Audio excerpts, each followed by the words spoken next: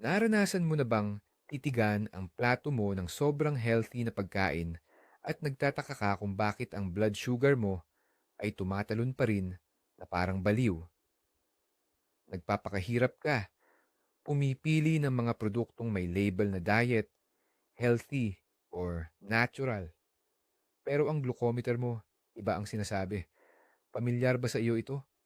Paano kung sabihin ko sa iyo na ang totoong may kasalanan ay mismong ang mga produktong akala mo ay kakampi mo sa laban kontra sa diabetes?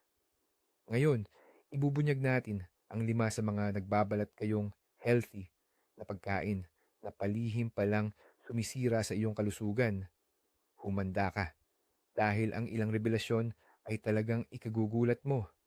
At sigurado ako, kahit isa man lang sa mga pagkain na ito ay nasa loob ng refrigerator mo ngayon. Bago natin simulan ang pagbubunyag, unawain muna natin ang ugat ng problema. Ang mundo ng modernong marketing ay parang gubat. Ang mga producer ay sanay na sanay ng itago ang masasamang produkto at gawing parang healthy. Sumisigaw ang mga makukulay na pakete. 0% fat, no added sugar. Source of vitamins. Ang mga label na ito ay nagbibigay ng ilusyon na tama ang pinili mo. Lalo na sa mga taong seryoso sa kalusugan tulad ng mga may diabetes, madali silang malinlang. Nagtitiwala sila sa mga slogan na ito nang hindi binabasa ang maliliit na letra sa listahan ng sangkap. Pero doon nagtatago ang demonyo. Sa likod ng zero fat or walang taba, madalas ay may nakatagong napakaraming asukal at starch para lang magkaroon ng lasa. At ang natural fruit juice sa epekto nito sa glucose level ay mas masahol pa kaysa sa soft drinks. Ang layunin natin ngayon ay matutunan kung paano tingnan ang likod ng kumot ng marketing at magdesisyon batay sa totoong kaalaman, hindi sa magagandang pangako na nakasulat sa label. Kaya, ang una nating titingnan, ang una nating suspect ay ang sikat na instant oatmeal. Oo, ito yung madalas nating ituring na ideal na almusal simula pa noong bata tayo. Kung titingnan mo ang kahon, karaniwan ng may larawan ng masayang pamilya at ang mga commercial nito ay nangangako ng lakas at sigla na tatagal buong araw. At hindi natin maikakaila na talagang mayaman ito sa fiber, B vitamins at complex carbohydrates. Sa totoo lang, dapat ay mabagal itong matunaw sa ating katawan, kaya't magbibigay ito ng pangmatagalang busog at dahan-dahang lang tataas ang ating asukal sa dugo. Sa teorya, perpekto ang tunog, hindi ba? Kaya milyon-milyong tao ang walang pagdududa na nagsisimula ng araw sa isang mangkok ng mainit na oatmeal na naniniwalang malaki ang kontribusyon nito sa kanilang kalusugan. Nilalagyan pa nila ito ng prutas o kaya'y konting pulot-pukyutan. Iniisip na ito na ang pinakamainam na healthy diet. Ngunit, tandaan natin, ang pangunahing bitag, lalo na para sa mga taong may diabetes, ay nakatago mismo sa salitang instant o mabilisan. Pero ngayon, silipin naman natin kung paano ito ginagawa. Para magawa ang oatmeal na mabilis maluto sa loob lang ng 1 o 2 minuto, sumasailalim ang butil nito sa napakatinding pagproseso. Dinudurog ito, pinapasingawan, at ginigiling hanggang sa maging pinong-pino na flakes. Sa prosesong ito, nawawala ang natural na istruktura ng butil at ang pinakamahalaga, natatanggal ang halos lahat ng fiber o kletsatka. Iyon mismo ang sangkap na nagpapabagal sa pag-absorb ng asukal sa dugo. Ang resulta, nagkakaroon tayo ng pagkain na may napakataas na glycemic index, GI. Para sa katawan mo, halos walang ipinagkaiba ang instant na oatmeal na ito sa isang piraso ng puting tinapay o kahit sa mga matatamis. Nagdudulot ito ng mabilis at malakas na pagtalon ng glucose, asukal, sa dugo at kasunod naman nito ang biglaang pagbaba. Parang roller coaster ito para sa iyong pancreas, lapay. Kung may diabetes ka, kailangan mo itong iwasan sa lahat ng paraan. Halina't pabulaanan natin ang isang sikat na maling akala. Pero nakalagay po sa packaging, whole grain daw. Isa itong perpektong halimbawa ng marketing gimmick. Oo, sa totoo lang, gawa talaga sa buong butil ang mga oatmeal na yan. Walang naloloko. Pero ang konsepto ng buong butil ay wala namang sinasabi tungkol sa kung gaano kagrabe ang proseso ng paggawa nito. Isipin mo ang isang buong troso at ang tumpok ng pinagkiskisan or sawdust. Pareho silang kahoy, pero iba ang magiging epekto ng bawat isa, hindi ba? Ganoon din sa pagkain. Ang oats na buo at hindi masyadong pinoproseso at ang instant oatmeal, dalawang magkaibang produkto. Yan pagdating sa epekto nila sa katawan mo.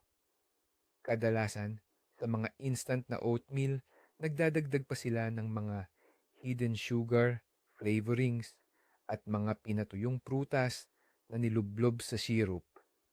Kaya ang kunwari, masustansyang almusal, nagiging isang tunay na sugar bomb. Mas maiintindihan natin yan sa simpleng graph. Ang level ng asukal mo sa dugo pagkatapos kumain ng mabagal, lutuing oats ay parang isang banayad at mahinang pag-alon lang. Pero pagkatapos ng instant oatmeal, asahan mong biglang aakyat, halos patayo ang kurba ng iyong blood sugar. Kaya, paano na ang mga mahilig sa oatmeal? Kailangan na bang iwasan ito ng tuluyan? Huwag kang mag-alala. Ang importante lang ay ang tamang klase ang piliin mo. Maghahanap sa mga grocery ng buong butil ng oats o yung tradisyonal na kailangan talagang pakuluan ng hindi bababa sa 15 hanggang 20 minuto. Aaminin natin, medyo matagal nga itong lutuin, pero na sulit naman para sa kalusugan mo. Sa ganitong klase, mananatiling buo ang istruktura ng butil at mas mataas ang porsyento ng fiber. Dahan-dahan itong matutunaw sa tiyan, kaya siguradong mas matagal kang mabubusog at mapapanatili ring stable ang sugar level mo sa dugo. Bilang isang alternatibong paraan, pwede kang gumawa ng overnight oats.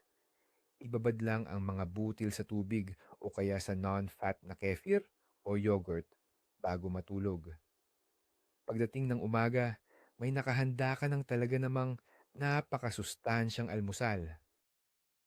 Bukod pa dyan, maganda ring alternatibo ang lugaw na gawa sa quinoa o kaya ay bakwit. Ang mga ito ay parehong may mababang glycemic index at punong-puno ng protina. Tandaan ang simpleng panuntunan, kung mas matagal na pinakuluan ang isang butil, mas masustansya at mas nakakabuti ito sa iyo. Ngayon, dumako na tayo sa pangalawang item sa listahan natin, ang mga fruit juice at smoothie. Aba, para itong himig ng kalusugan sa isang baso. Matingkad, manamis-namis, at punong-puno ng bitamina. Ano pa ba ang mas hihigit pa sa pagsisimula ng umaga gamit ang isang basong freshly squeezed na orange juice? O kaya pamatid-uhaw sa tanghalian ng makapal at masaganang berry smoothie?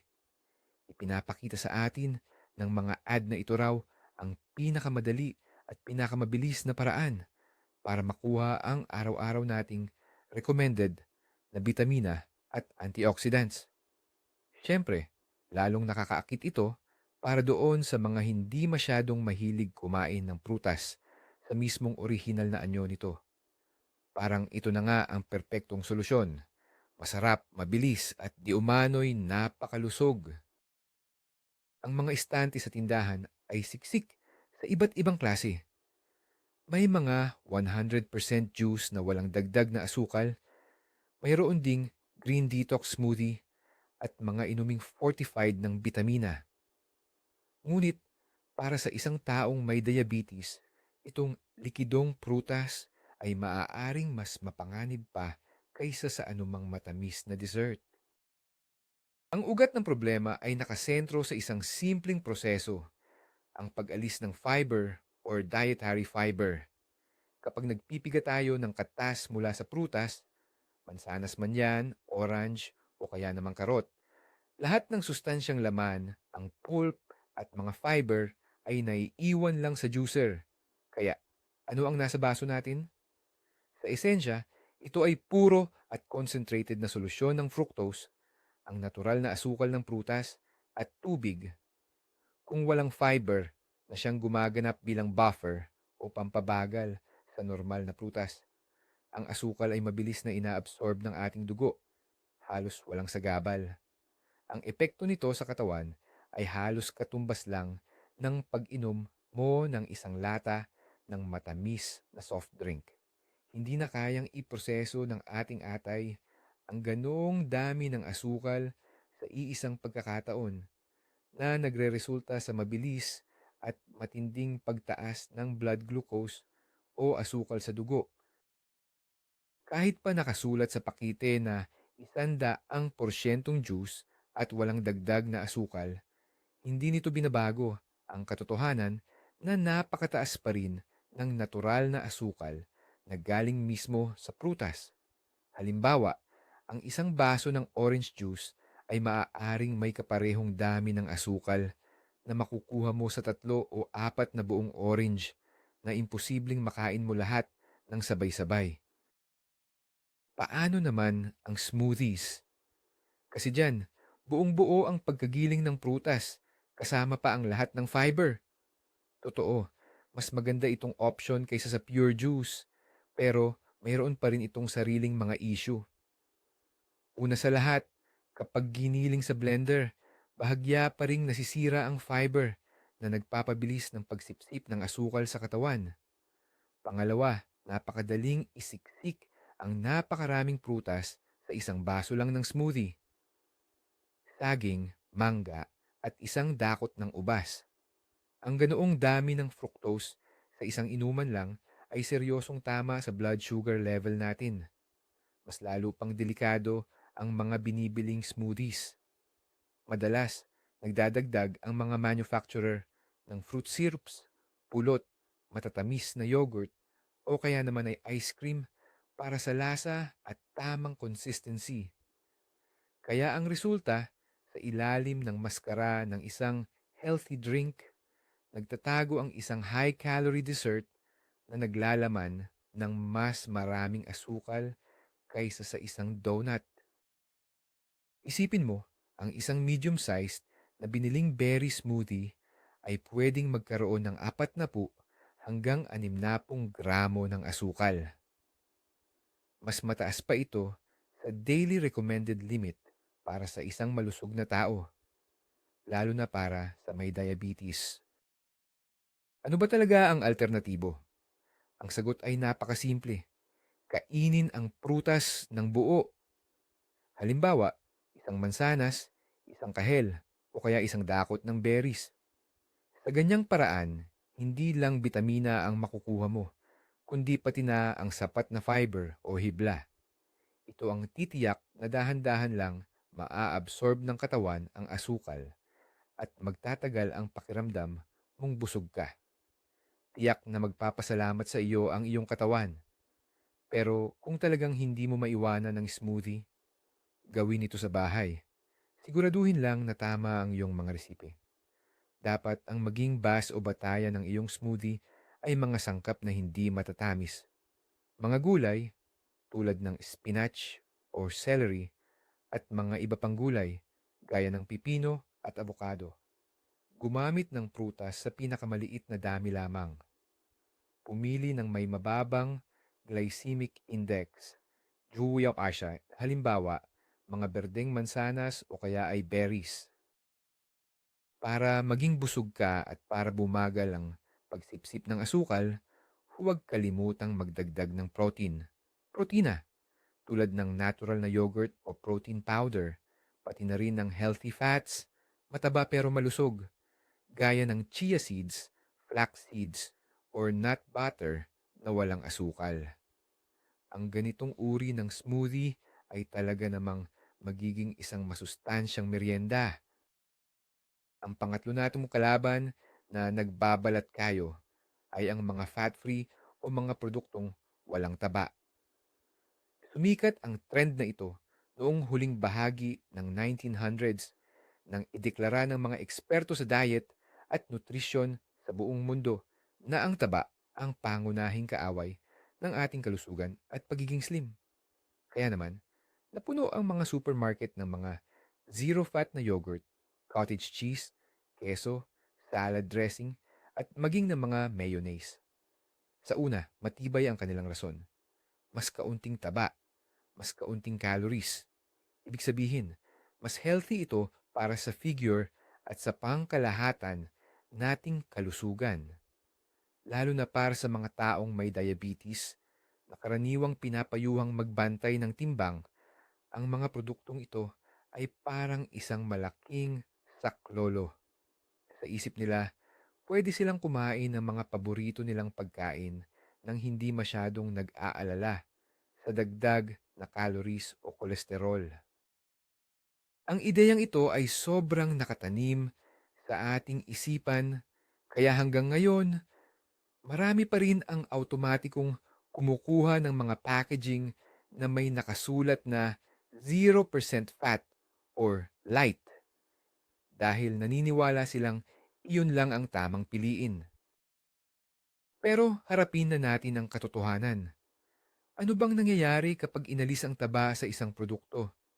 Hindi lang kaloriya ang nawawala, kundi pati na rin ang lasa at ang tamang tekstura. Nagiging matabang ang pagkain, malabnaw, at talagang hindi na kaakit-akit kainin. At ano ang ginagawa ng mga manufacturer para ayusin ang sitwasyon? Tama. Nagsisimula silang magdagdag ng ibang sangkap para ibalik ang dating appeal ng produkto.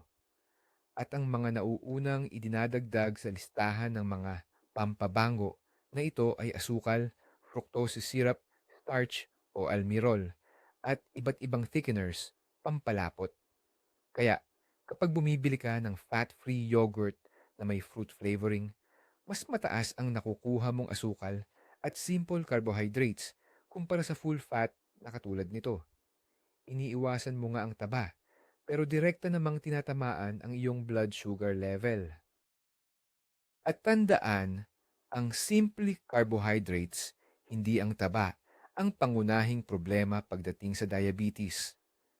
Kaya nagkakaroon ng paradox sa paghahabol natin sa mga produktong light or low fat, mas pinipili pa natin ang mas nakakasama sa ating kalusugan. Sa katunayan, nagbago na ang pananaw ng modernong agham tungkol sa taba. Ngayon, alam natin na ang matitinong taba ay hindi lang pala hindi nakakasama, kundi talagang kailangan ng ating katawan. Napakahalaga ito, lalo na kung may diabetes. Ang mga taba na matatagpuan sa natural na dairy products, mani, abukado, at olive oil ay may malaking papel sa pagkontrol ng asukal sa dugo. Ang mga taba na ito ay nagpapabagal sa proseso ng pagtunaw at pag-absorb ng carbohydrates mula sa bituka papunta sa ating dugo. Ibig sabihin, kapag kumain ka ng pagkaing may matitinong taba, ang iyong blood sugar o glucose ay aakyat ng mas mabagal at mas dahan-dahan, walang bigla ang pagtalon. Kapag iniiwasan mo ang taba at pinapalitan mo ito ng mga low-fat o light na produkto na punong-puno naman ng asukal at starch o harina, inaalis mo sa iyong sarili ang mahalagang mekanismo ng self-regulation. Ang resulta nito ay hindi lang biglaang pagtaas ng asukal, kundi mabilis ka ring magugutom. Ito ang nagtutulak sa iyo na kumain ng sobra at laging magmeryenda. Ito ay isang masamang siklo o vicious cycle na humahad lang upang makamit ang matatag na kontrol sa diabetes. Ano ba ang paraan? Tigilan na ang pagkatakot sa taba. Pumili ng natural at full-fat na dairy products tulad ng matatabang keso o kaya'y Greek yogurt na walang halo. Oo, mas mataas sila sa kaloriya pero mas nakabubusog at mas masustansya naman. Konting kain lang nito ay matagal ka ng busog at hindi pa biglang tataas ang iyong asukal sa dugo. Imbes na mga low-fat na dressing para sa salad, gumamit ng dekalidad na olive oil or flaxseed oil na hinaluan ng katas ng lemon at pampalasa. Sa halip na maghanap ng light na panghimagas, kumain na lang ng isang dakot ng mani o kaya'y ilang hiwa ng abukado. Kailangan ng katawan mo ang mga healthy fats para maabsorb ang fat-soluble vitamins, para makagawa ng hormones, at para maging stable ang iyong energy level. Ang pinakamahalaga, laging basahin ang listahan ng ingredients sa label. Kapag ang unang nakalista ay asukal, sirup o starch, ibalik mo na agad sa istante ang diet kuno na produktong iyan. Ang pang-apat na item sa listahan natin, sports drinks. Itong mga inuming makulay at matingkad ay talagang dikit na dikit sa konsepto ng sports, energy, at healthy living.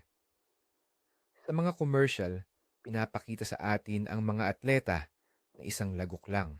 Pagkatapos ng matinding pagpapawis, bawi agad ang lakas at naibalik ang water-salt balance nila. Kaya parang ito na ang perpektong inumin para sa lahat ng may active lifestyle. Ang pangako nila sa atin, hindi lang daw pantanggal uhaw, kundi pambawi rin ng mga electrolytes tulad ng potassium, sodium, at magnesium na nawawala sa katawan natin dahil sa pawis. Para sa isang taong may diabetes na nagdesisyong mag-ehersisyo para gumanda ang health metrics niya, ang sports drink ay tila luhikal o minsan napaka kailangan pa.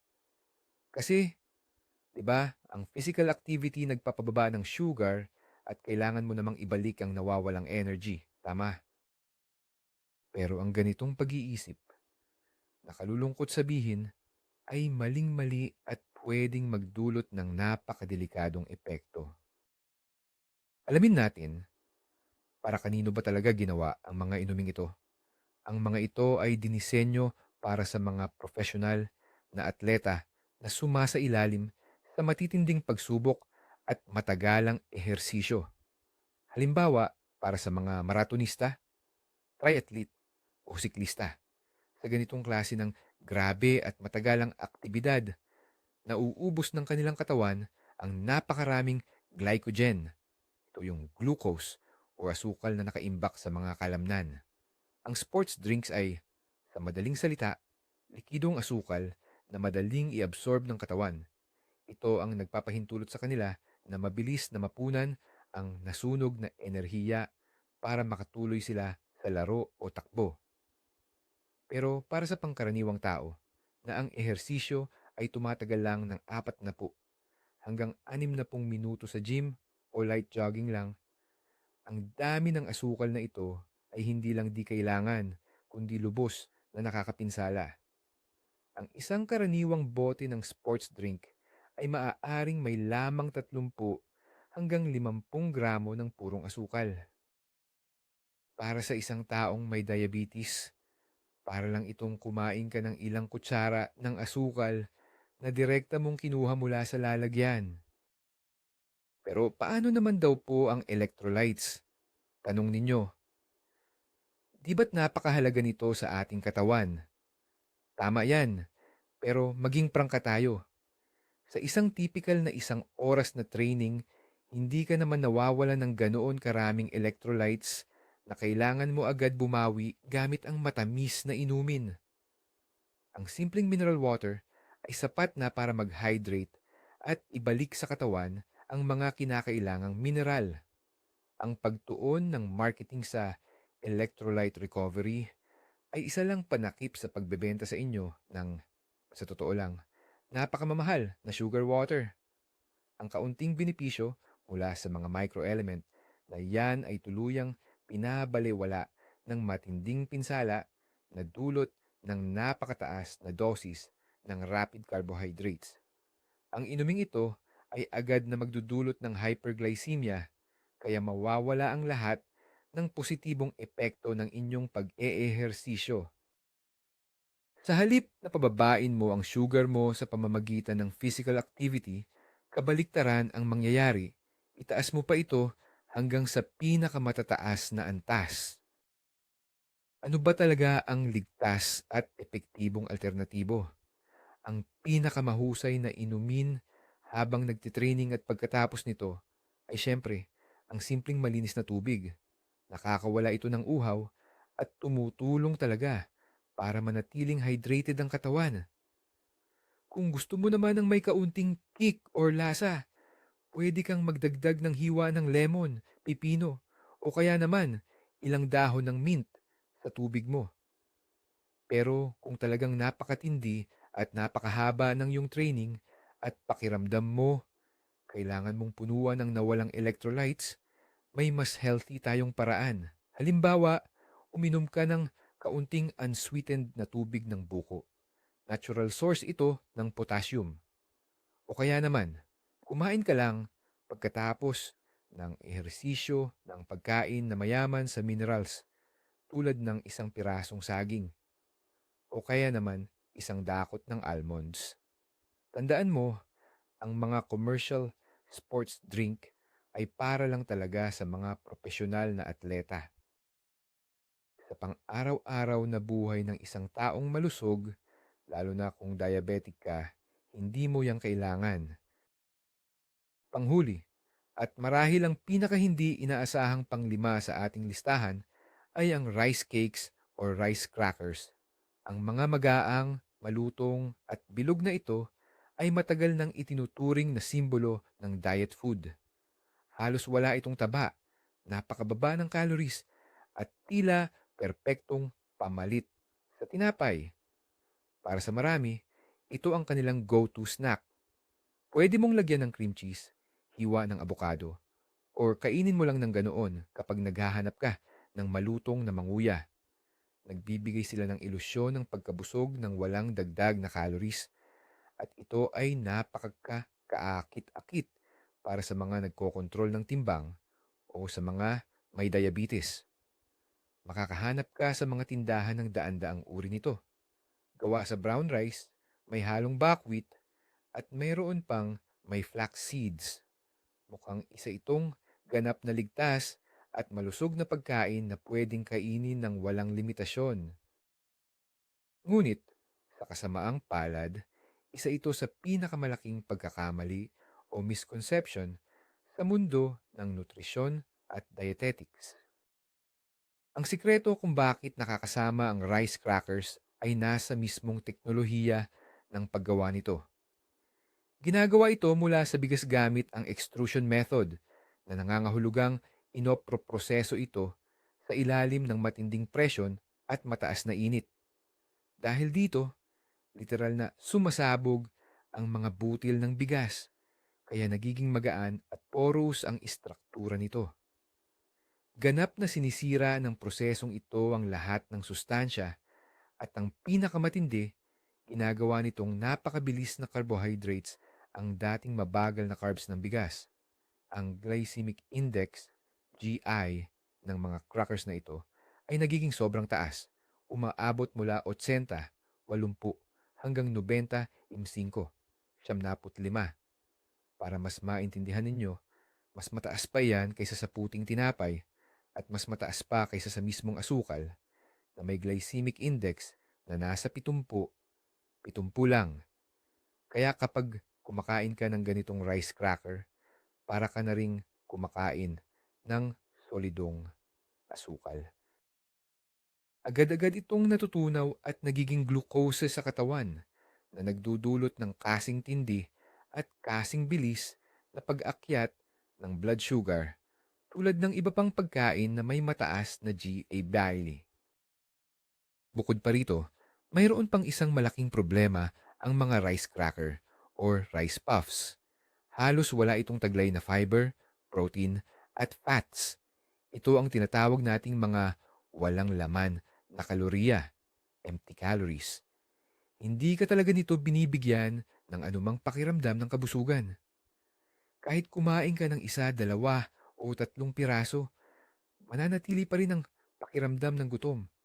Ang katawan mo ay nakakakuha ng mabilis na glucose spike, ngunit hindi ito nabibigyan ng pangmatagalang enerhiya at sustansya. Kadalasan, nauuwi ito sa overeating. Maaaring mapadami ka sa pagkain ng mismong rice puffs or mapilitan kang magdagdag ng matataas sa kalorya at di masyadong malusog na toppings para lang mabusog. Kaya naman, sa pagtatangkang magtipid sa kalorya, mas madami pa pala ang nakakain mo kaysa sa plano. At bukod pa rito, nagdudulot ka pa ng mabilis na pagtaas ng asukal sa dugo. Isa itong hindi epektibo at mapanganib na estratehiya, lalo na para sa mga nagkokontrol ng timbang o may diabetes. Kung ilalarawan natin ito, isang maliit na rice cake ay parang nagdudulot ng isang matinding bagyo ng asukal sa iyong dugo. Kung gayon, ano ba talaga ang ipapalit sa mga nakakatempt na crunchy snacks na ito? Humanap ng mga alternatibo na mayaman sa fiber at protina. Magandang option dyan ang mga whole grain crackers or tinapay, pero huwag yung gawa sa puffed rice. Pumili ka ng gawa sa whole flour na magaspang ang pagkakagiling tulad ng rye, buckwheat o oat. Basahing mabuti ang etiketa. Dapat ang whole grain flour ang nangunguna sa listahan ng sangkap at siguraduhin ding walang asukal at white flour ang kasama. Mas mainam pa kung sariwang gulay ang gagamitin mong basihan ng sandwich. Hiwa ng pipino, bell pepper at dahon ng letsugas. Kasing sarap din nitong kagatin at tunog malutong. Pero minimum lang sa kalorya at maximum naman sa benepisyo.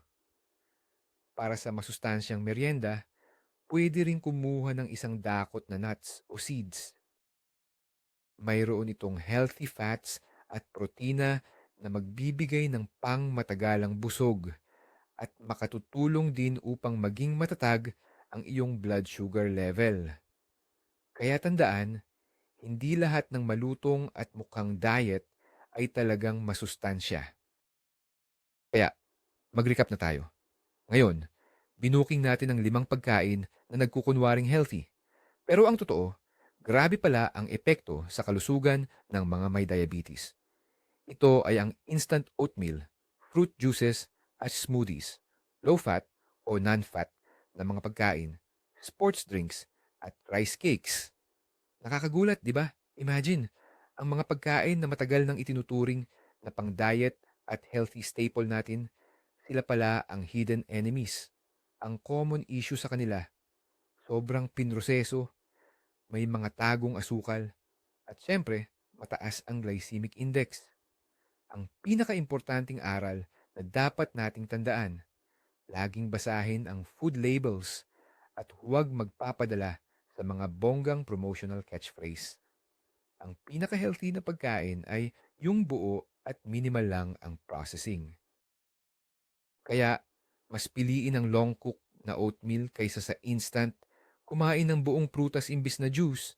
Mas maganda ang natural yogurt kaysa sa low-fat, uminom ng tubig imbis na sports drink, at palitan ang rice cakes ng gulay o kaya whole grain alternatives. Ang pag-manage sa diabetes ay tungkol sa conscious choices at ngayon may 5 dagdag ka ng kaalaman. Maraming salamat sa panonood hanggang dulo.